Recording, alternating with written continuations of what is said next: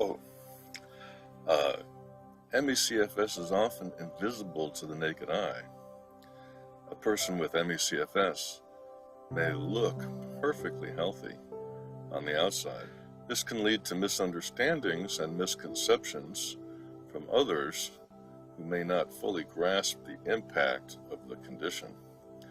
It's not uncommon for people with ME/CFS to be dismissed, doubted, or invalidated because their illness is not immediately apparent, which can be isolating and frustrating. If you can relate to this post, please leave a comment below and I will do my best to respond. Thank you so much.